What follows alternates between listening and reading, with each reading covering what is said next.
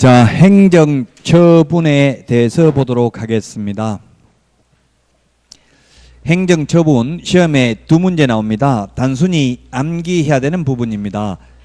그래서 지금 계속 시험 볼 때까지 암기하시다가 안 되면 시험장에 커닝페이퍼라도 만들어 가야 돼. 커닝페이퍼 만들 각오로 열심히 하다 보면 보통 수험생들이 대가리는 다 기억나는데 무슨 대가리인지는 하나도 모르겠다 이렇게 하시는 분도 계시더라고요. 대가리 몰라도 적어놓고 무슨 대가리인지 찾아보는 게 더 빠르죠. 그래도 우리 핵심 비교 정리 프린터 16, 17, 18, 19, 20번에 있습니다. 그리고 오늘 그 프린터 내드린 거 행정처분 비교 정리 보시면 되겠습니다. 그 프린터 내드린 거 보시고 칠판을 참고로 하시면 되겠습니다. 자격 취소는 교부한 시도지사입니다. 우리 핵심 비교 정리 프린터 54번에 맨 밑에 보면 동그라미 1번부터 7번까지가 있는데 6번, 7번만 사무소 관할 시도지사입니다. 그게 뭐냐면 청문과 의견 진술 기회죠. 그 시행령에서는 어떻게 표현하고 있냐면 자격증을 교부한 시도지사와 사무소 관할 시도지사가 서로 다른 경우에는 자격 취소 또는 자격 정지 처분에 필요한 절차를 사무소 관할 시도지사가 모두 이행한 후에 교부한 시도지사에게 통보하라고 되어 있습니다. 그래서 그 자격 취소 절차에 필요한 절차가 바로 청문입니다. 자격 정지에 필요한 절차가 의견 진술 기회죠. 그래서 이것만 사무소 관할 시도지사고 나머지는 전부 교부한 시도지사죠. 따라서 자격 취소, 자격 정지 모두 다 교부한 시도지사입니다. 근데 등록 취소는 모든 것은 줬던 사람이 빼앗고 뿌린 자가 거둔다고 했습니다. 결정권자와 변경권자는 똑같습니다. 자격증 준 사람이 자격 취소하고 등록해 준 사람이 등록 취소합니다. 등록 누가 해줬냐면 등록관청이 해줬습니다. 등록관청이란 사무소 소재지 시장 군수구청장을 말합니다. 업무정지도 등록관청입니다. 근데 거래정보사업자 지정취소는 국토교통부 장관입니다. 국토교통부 장관. 국토교통부 장관이 지정을 해줬기 때문에 지정 취소도 국토교통부 장관. 자, 그 다음에 처분 대상자는 누구냐 하면은 자격 취소는 공인중개사가 대상입니다. 공인중개사가 자격 취소 대상이고 자격 정지 대상은 소속 공인중개사입니다. 소속 공인중개사입니다.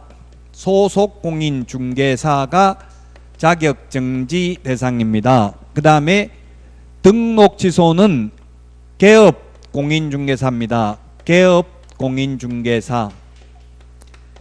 개업 공인중개사가 등록 취소 대상이고요. 업무 정지도 개업 공인중개사가 대상입니다. 근데 거래정보사업자 지정 취소 대상은 거래정보사업자입니다. 거래정보사업자입니다. 거래정보사업자가 대상이 되겠습니다. 자, 그 다음에 청문이 있는데 청문은 들을 청, 들을 문, 듣는 걸 청문이라고 합니다. 그래서 청문은 취소 3개만 청문합니다. 자격 취소, 등록 취소, 지정 취소, 취소 3개만 청문을 합니다. 들을 청, 들을 문. 적극적으로 자기를 방어할 수 있는 기회를 주는 게 청문입니다. 이게 공인중개사법에 규정되어 있고요. 근데 자격 정지와 업무 정지는 청문한다는 말 없고요. 그러면 의견 진술 기회를 부여해야 되는데 의견 진술 기회를 부여한다는 규정은 공인중개사법에 있는 것이 아니라 행정절차법에 있습니다. 행정절차법에 보면은 국민에게 부담적 행정행위를 하고자 하는 경우에는 청문, 의견 진술 기회 또는 공청회 셋 중에 하나는 반드시 거쳐야 된다라고 되어 있습니다. 그래서 행정절차법에 의해서 의견 진술 기회는 부여해야 되고요. 우리 공인중개사법에 의견 진술 기회를 주라는 규정은 없습니다.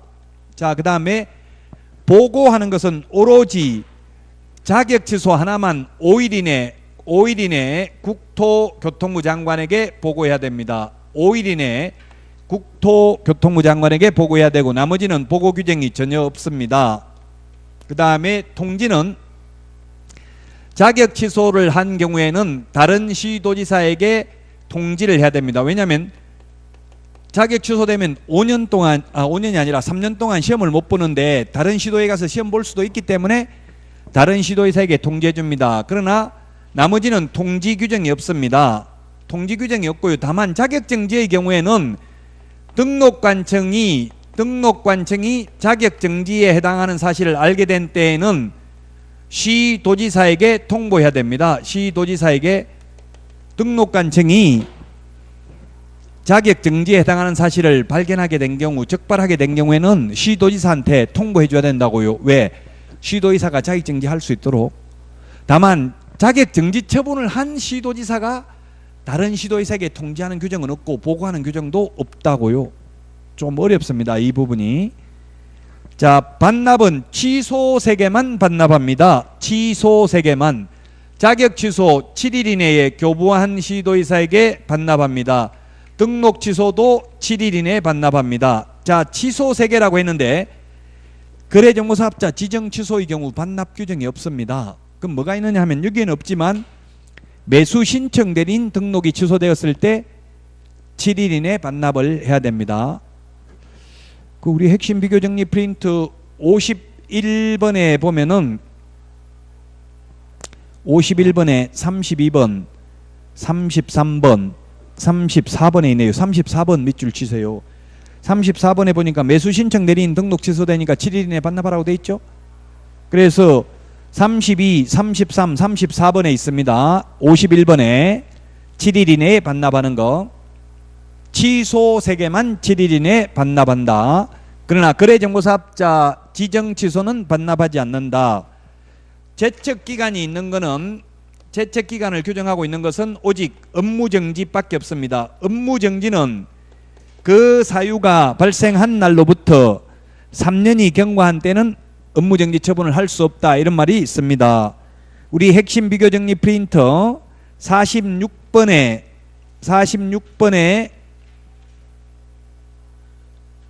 동그라미 6번에 있네요. 46번에 동그라미 6번.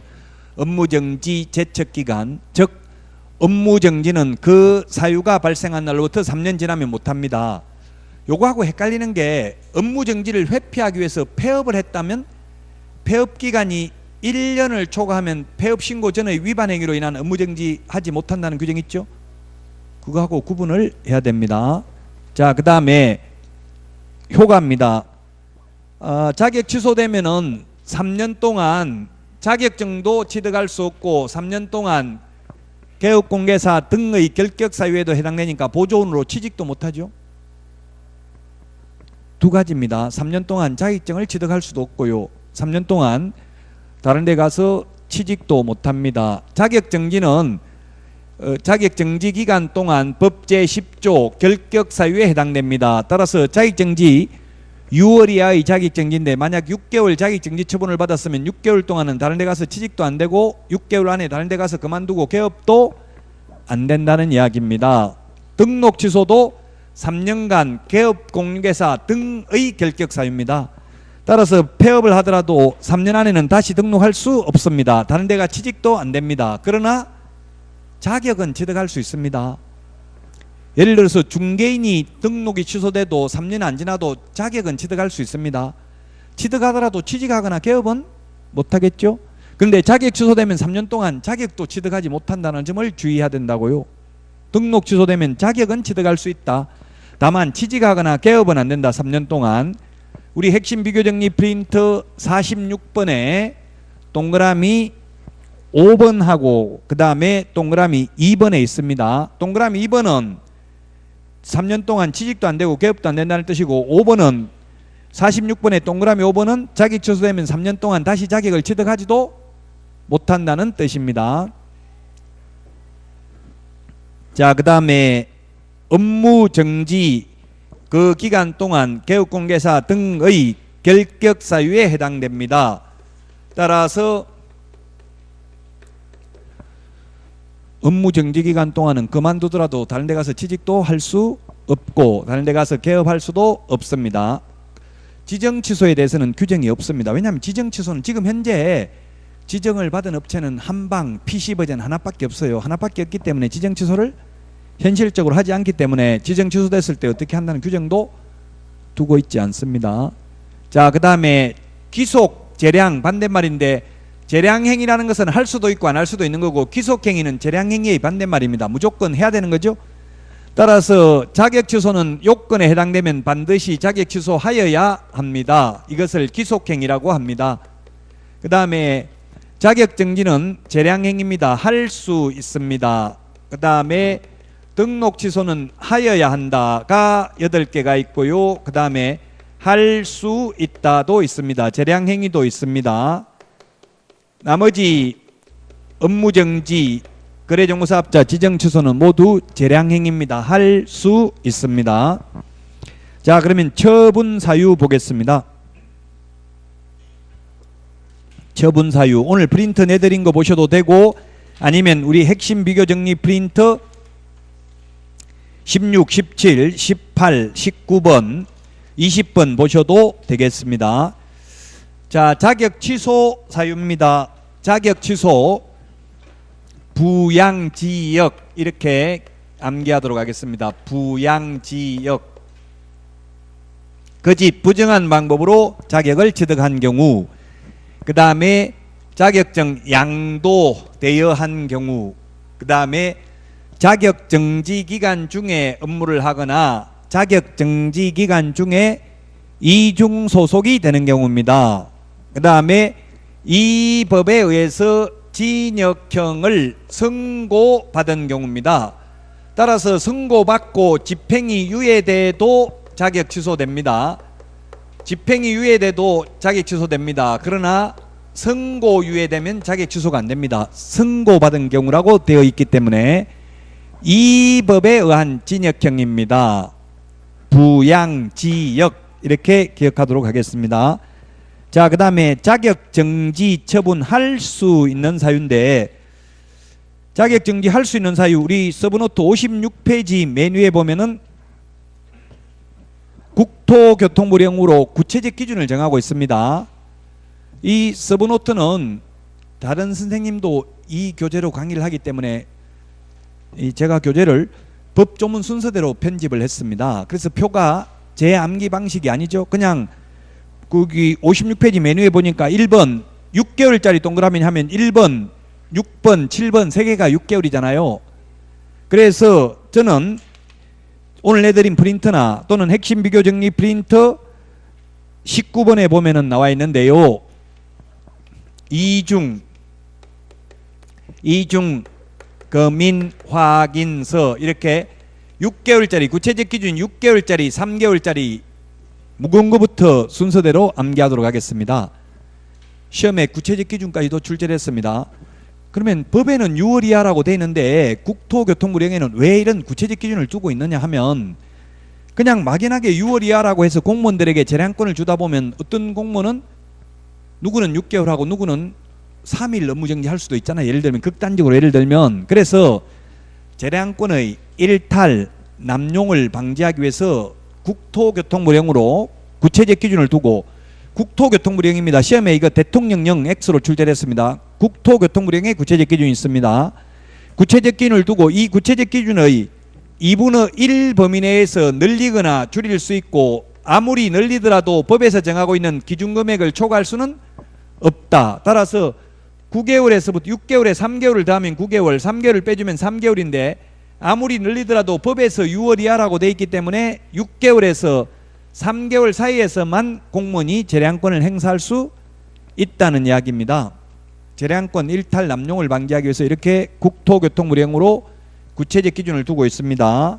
자, 그러면 이중이 뭐냐면 이중소속, 그 다음에 이중계약서, 다운계약서, 업계약서 금지행위하면 구체적 기준 6개월, 인장등록 위반, 확인설명 근거자료 제시하지 않거나 확인설명서에 서명 날인하지 않거나 계약서에 서명 날인하지 않는 경우에는 3개월입니다. 구체적 기준이. 자격정지, 업무정지의 구체적 기준은 국토교통부령에서 규정하고 있고요. 과태료의 구체적 기준은 대통령령에 규정하고 있다는 거 시험에 출제됐었습니다. 자, 그 다음에 등록을 취소하여야 한다. 오늘 내드린 프린트 보셔도 되고요. 핵심 비교정리 프린트 16번 보셔도 되고, 서브노트 56페이지 맨 밑에도 똑같이 되어 있습니다. 순서대로. 해부결의. 우리나라 사람들은 이게 부검하는 거 싫어하잖아요. 부검하는 걸 해부라고 하잖아요. 사람 2번 죽인다고 해서 웬만하면 해부 부검을 안 하려고 하죠. 그런데 해부를 결의했다. 부검. 해부를 결의했다. 소양 없이, 교양 없이. 소양 없는 거, 교양 없는 거, 그죠? 소양 없이 해부를 결의했다. 자, 해가 뭐냐면 법인의 해산 사망입니다. 해산 사망. 옛날에는 이거 해산 사망은 등록 취소가 아니라 그냥 스스로 폐업 신고하고 등록증 세대를 같이 하는 자가 반납하라고 했어요. 근데 죽고 없는 사람이 폐업 신고 안 하겠죠. 그래서 이제 등록을 죽고 없으면 통계는 지워야 되잖아. 개업공개사라는 통계에서. 법인이 해산하는 거는 개인이 죽는 거하고 같은 거죠.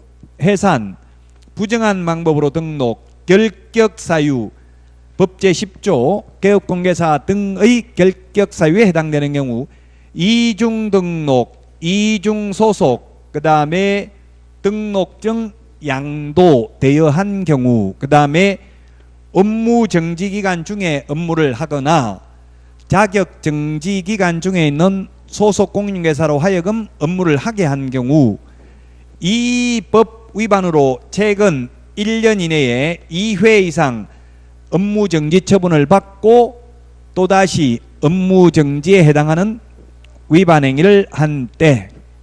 자, 그 다음에 등록을 취소할 수 있는 사유는 우리 서브노트는 57페이지에 있는데, 이 57페이지에 있는 순서하고 달리 오늘 내드린 프린트나 또는 17번 핵심 비교정리 프린트, 암기 프린트 17번에 있는 순서대로 하겠습니다. 순서만 다릅니다. 서브노트하고. 17페이지에 보니까 이중 겸임, 이중 겸임, 보증금, 채근휴 등 자꾸 암기, 자꾸 반복하면 암기가 됩니다.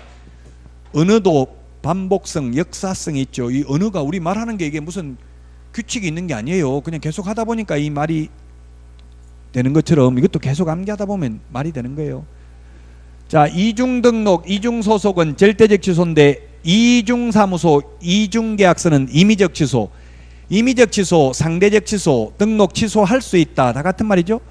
임취, 상취, 임등취, 상등취 다 같은 말입니다. 자, 그래서 이중 등록, 이중 소속은 절대적 취소, 이중 사무소, 이중 계약서는 임의적 취소. 같은 이중이라는 말이 들어가도.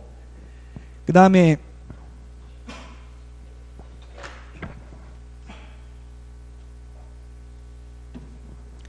법 제14조 법인의 겸업 제한 위반한 경우, 법인은 6가지만 겸업할 수 있죠.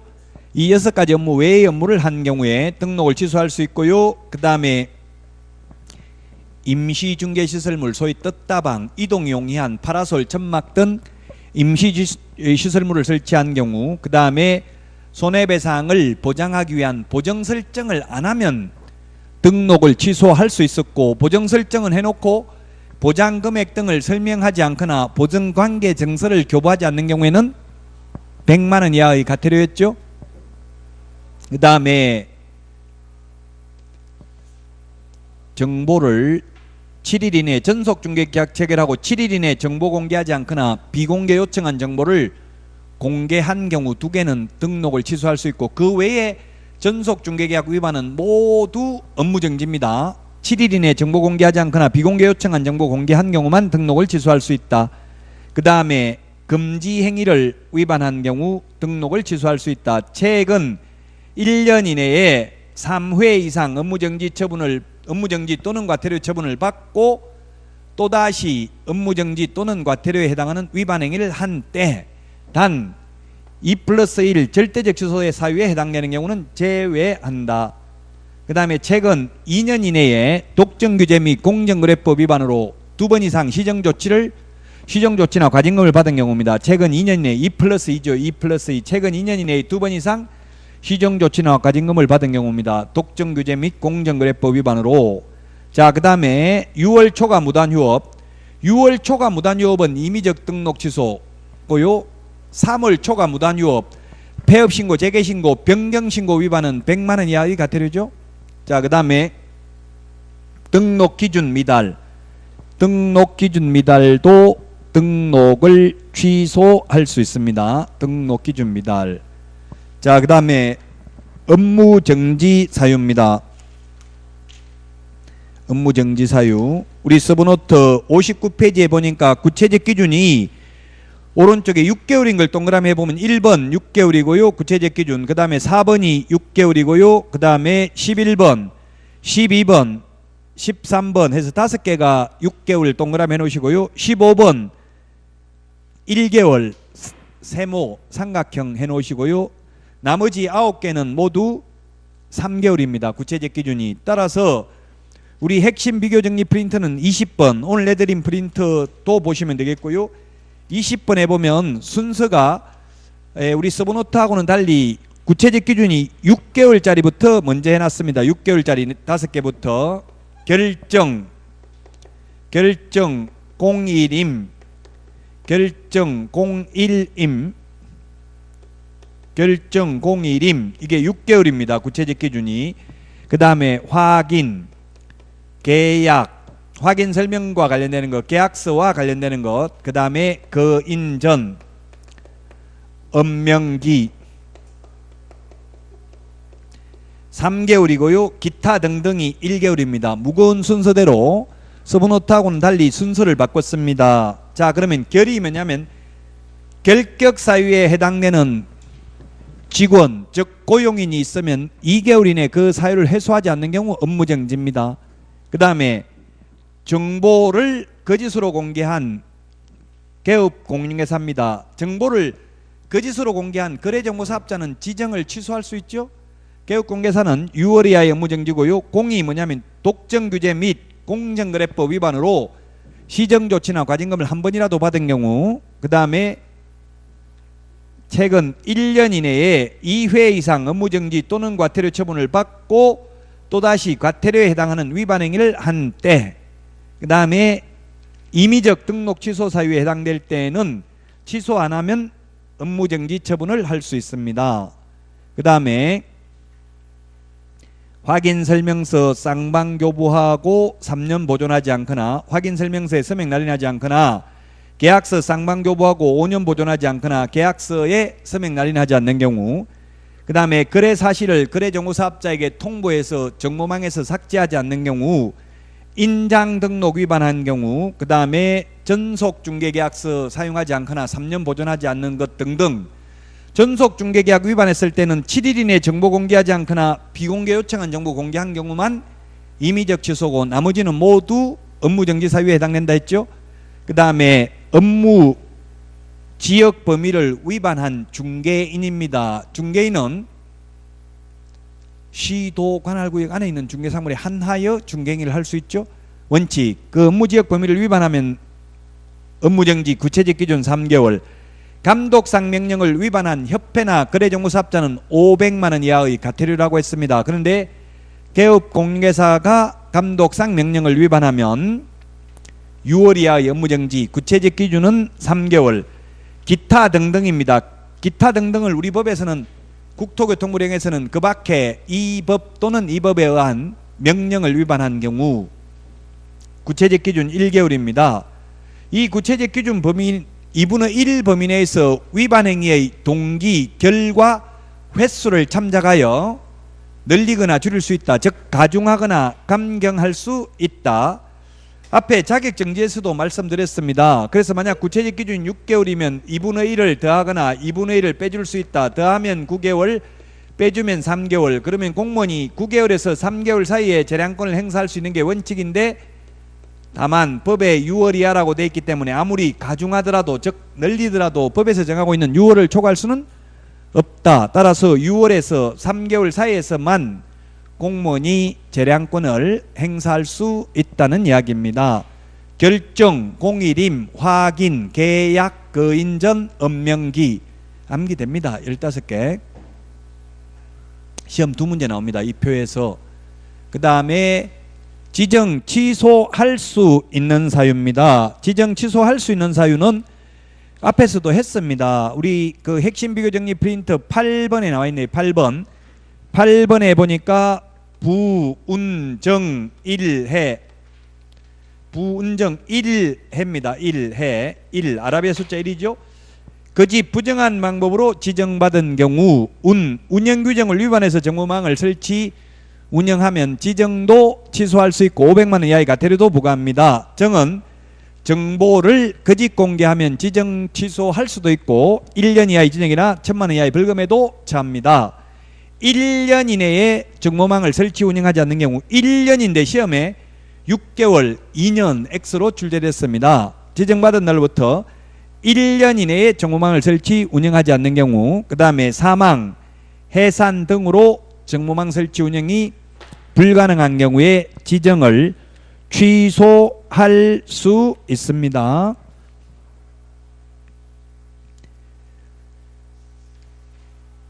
자, 그러면 60페이지, 서브노트 60페이지입니다.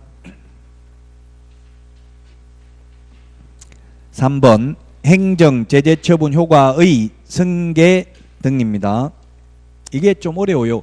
행정 제재 처분 효과의 승계라는 게 2006년도에 도입됐는데 이건 뭐냐면 한마디로 말하면 전과 기록을 가지고 다니게 만드는 겁니다. 1년간 전과 기록을 가지고 다니게 함으로써 탈법 행위를 하고 행정처분을 회피하기 위해서 사무소 이전, 휴업, 폐업을 하는 악덕 기획부동산 업자의 난립을 방지하기 위해서 이런 규정을 만들었다고 했습니다. 이제 행정처분 피하려고 폐업해도 사무소 이전에도 소용없다는 이야기입니다. 자, 그러면 다 읽어보고 다시 칠판에 설명드리도록 하겠습니다. 1번 개업공개사의 지위 승계입니다. 개업공개사가 폐업신고 후 다시 중개사무소 개설 등록을 한 때에는 폐업신고 전의 개업공개사의 지위를 승계한다. 중과기록 그대로 가지고 간다는 이야기입니다. 2번 행정처분 효과의 승계입니다. 폐업신고 전의 개업공개사에 대하여 업무정지, 과태료의 위반행위를 사유로 행한 행정처분의 효과는 그 처분일로부터 1년간 다시 중개사무소 개설 등록을 한 자, 재등록 개업공개사에게 승계된다. 1년간 처분일로부터 1년이라고 되어 있는데 밑줄 지났습니다. 처분일 대신에 폐업일 X로 출제됐습니다.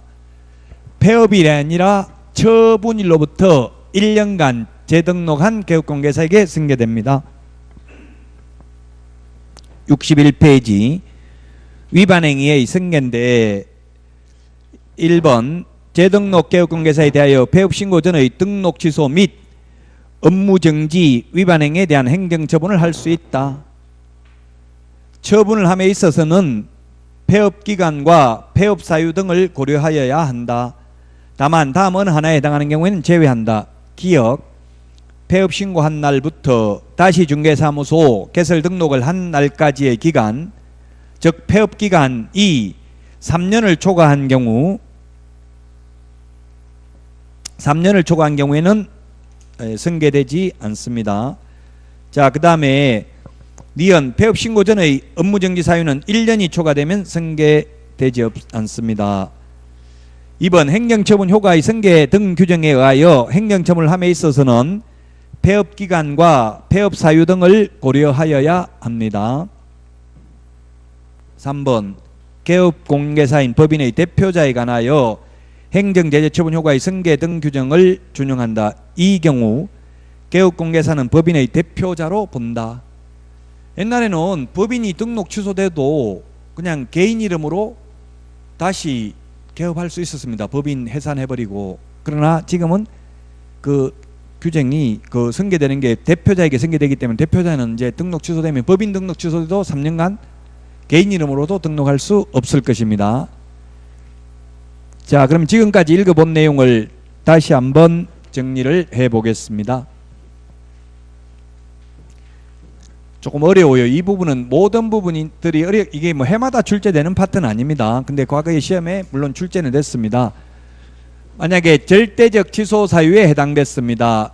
절대적 취소 사유에 해당되면은 취소될 걸 미리 알 수 있습니다. 행정처분 예고 통지서도 보내고 청문도 하고 하니까 취소될 걸 스스로 알죠. 그래서 취소돼 버리면 3년 동안 개업이 안 되잖아요. 취직도 안 되고. 그러니까 아예 스스로 폐업을 해버렸어요. 옛날 같으면 폐업했다가 극단적인 예를 들어서 그냥 계산하기 좋게 1년 있다가 다시 재등록했습니다. 그러면 옛날에는 새 출발했습니다. 옛날에는 서울 종로구에서 폐업해버리면 다른 구에 가가지고 바로 등록해도 몰랐어요. 끝이었어요. 등록 취소당하려고 하면. 그러나 지금은 재등록을 하면 폐업신고 전의 개업공개사의 지위가 승계되기니까 폐업신고 전에 뭐였어요? 절대적 취소 사유에 해당됐죠? 그래서 다시 등록을 하더라도 취소를 합니다. 절대적 취소를 합니다. 등록이 취소되면 3년이 지나야 결격 사유에서 벗어난다는 말이 있죠. 그러나 법 제10조 제1항 제8호에 의하면 이 경우에는 만약 폐업을 했다면 폐업기간만큼은 빼준다고 돼 있어요. 3년에서. 그럼 폐업기간 1년을 빼주면 몇 년 지나면 결격 사유에서 벗어나는 거예요? 2년 지나면 벗어납니다. 곧바로 등록 취소됐다 하더라도 몇 년 지나면 결격 사유에서 벗어나요? 3년 지나면 결격 사유에서 벗어나죠? 근데 잔머리에 굴려서 1년간 폐업을 했다가 다시 등록을 해가지고 또 등록 취소되고 나서 2년 지나면 결국 합하면 3년 지나야 되는 게 똑같다고요. 공정한 사회를 만들기 위해서 이제 잔머리 굴리는 걸 허용하지 않겠다. 따라서 조금 전에 읽어본 내용에 다 있습니다. 폐업기간이 만약에 폐업기간이 3년을 초과하는 경우에는 3년을 초과하면 폐업신고 전의 위반 행위로 인한 등록 취소하지 않습니다. 그 다음에 폐업기간이 1년을 초과한 경우에는 폐업신고 전의 위반 행위로 인한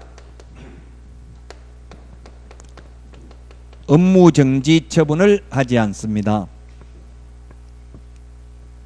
왜냐하면 이 등록 취소하면 3년 지나야 되는데 폐업기간 3년을 빼줘버리면 결국 0이 나오잖아요.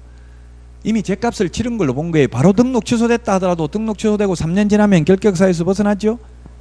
근데 폐업기간이 3년이 넘었다는 건 죗값을 치른 걸로 보고 옛날 거 가지고 등록 취소되기 전에 위반 행위로 인한 폐업하기 전에 위반 행위로 인한 등록 취소하지 않는다.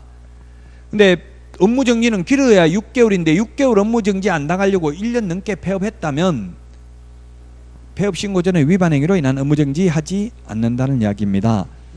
자, 실제 제 지인이 저한테 수업 들었던 분이 용인에서 실제 있었던 사례인데 그 확인 설명 위반으로 업무정지 3개월 당했어요. 세입자한테 다가구 주택 선순위 세입자 있는 거 설명 안 해가지고 경매 넘어가가지고 배당을 다 못 받았습니다. 보증금이 6천만 원인데 배당 한 푼도 못 받았어요. 그래서 소송해가지고 개업공개사한테 1,800만 원 손해배상하라고 30% 368 30%에서 1,800만 원 배상하라는 판결이 나왔어요. 그러면서 또한 업무정지 3개월 받았습니다. 근데 세입자들이 계속 나와가지고 업무방해하는 거예요. 계약 한 건 하려고 하면 사기꾼아 내 보증금 떼먹고 또 누구한테 사기치려고 하냐 이런 식으로 업무방해를 하는 거예요.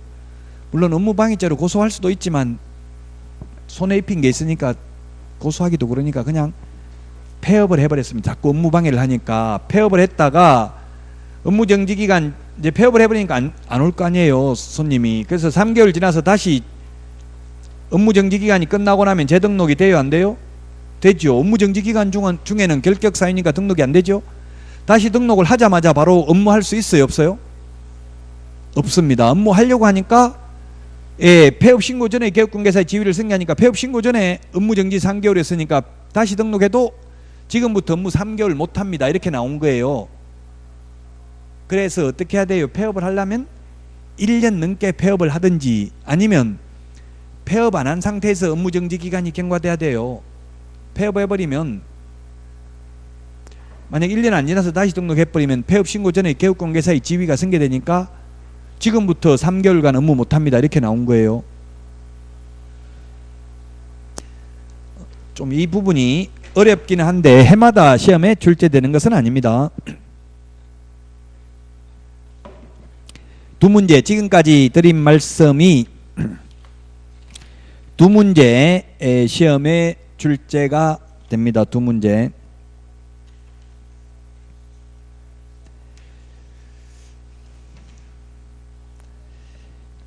자, 62페이지 공인중개사 협회입니다. 협회.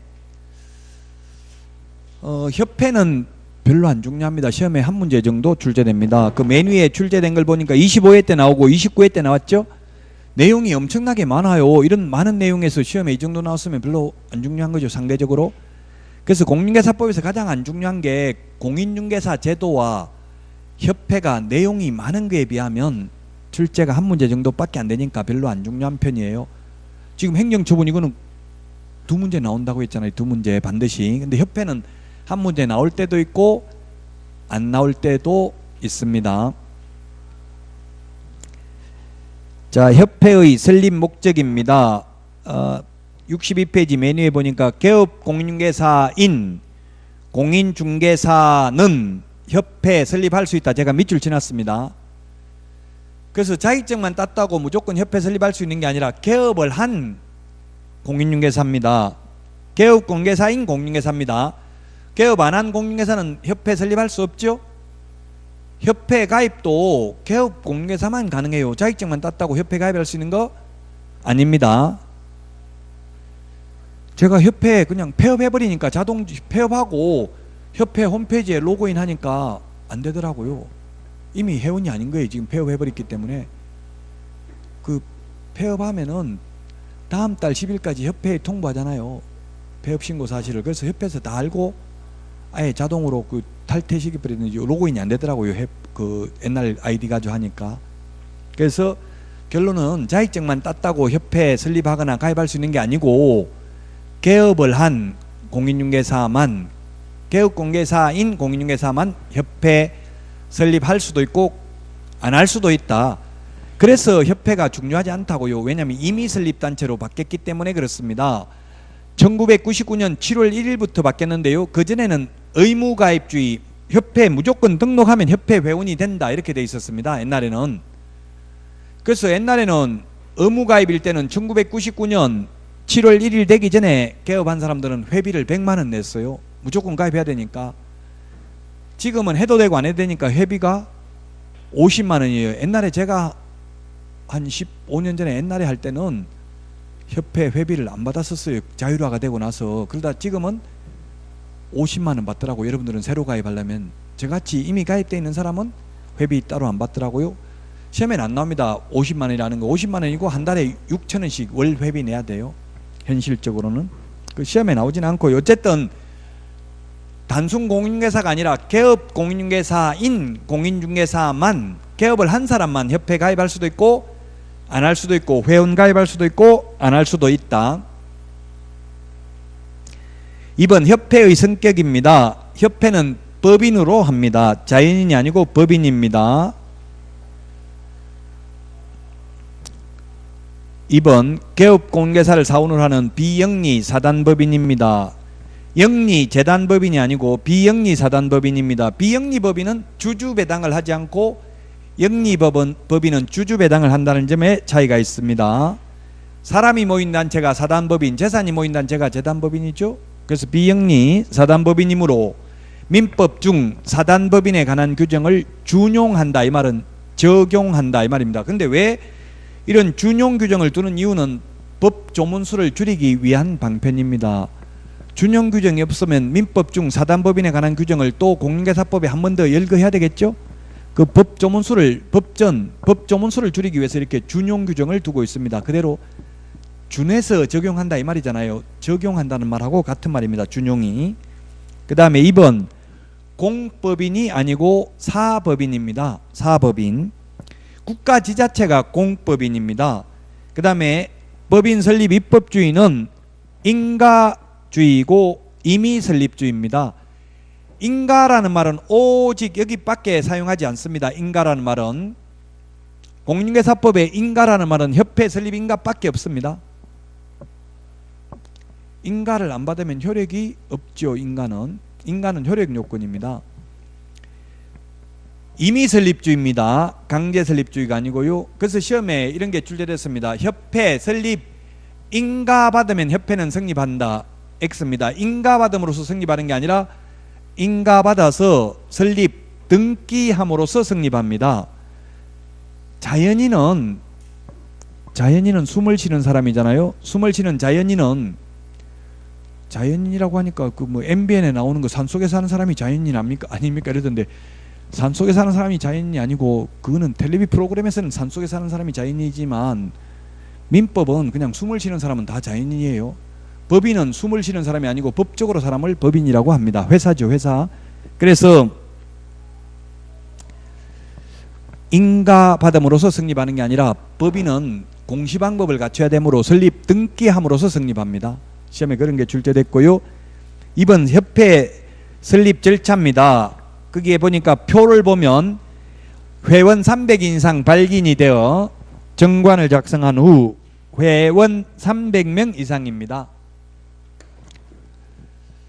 발기인은 300명 이상, 그 다음에 협회 창립 총회에는 600명 이상이 참석을 해야 됩니다. 이 600명 중에는 서울특별시에서 100명 이상, 그 다음에 광역시 및 도에서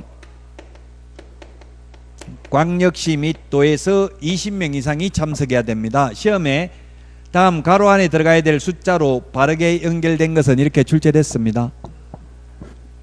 그래서 600명이 서울에서만 몽땅 다 참석하면 안 되고 600명 중에는 서울에서 100명 이상이 돼야 되고요.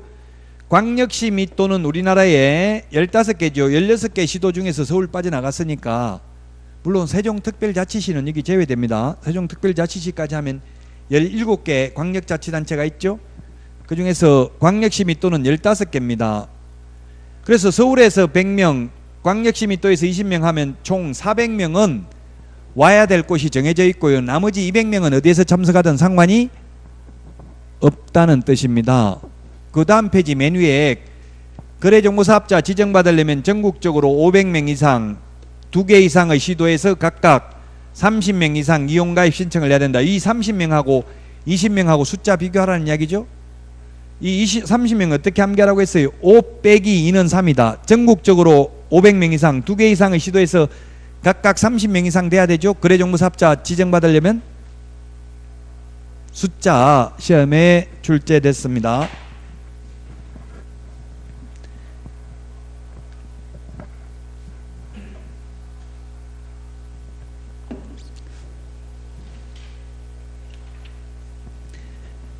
(63페이지) 3번 협회의 구성과 기관인데, 협회 주된 사무소는 전국 어디에 두든 상관없습니다. 옛날에는 서울특별시에 주된 사무소를 두어야 한다는 규정이 있었는데 삭제됐습니다. 어디에 두든 상관이 없고요. 그 다음에 지부지회는 협회 정관으로 정하는 바에 따라 시도의 지부를, 시군구의 지회를 둘 수 있습니다. 물론 이때 시라고 했을 때는 구가 설치되지 아니한 시와 제주특별자치도의 행정시를 말합니다. 그러면 광역시가 아니라도 지금 인구 100만 명이 넘으면 광역시가 될 수 있는데, 인구 100만 명이 넘는 시가 광역시 아니면서도 우리나라에 4개가 있어요. 가장 많은 데가 수원시 120만 명입니다. 수원시, 용인시, 고양시, 창원시 4군데는 100만 명이 넘어요, 인구가. 그래서 구가 설치되어 있죠. 그럼 수원시에 구가 4개가 있는데 울산에 아마 5개 구가 있을 거예요. 그럼 4개 구가 있으면 구별로 설치할 수 있다는 이야기입니다. 지회를. 시군구에 두는 걸 지회, 시도에 두는 걸 지부라고 하죠.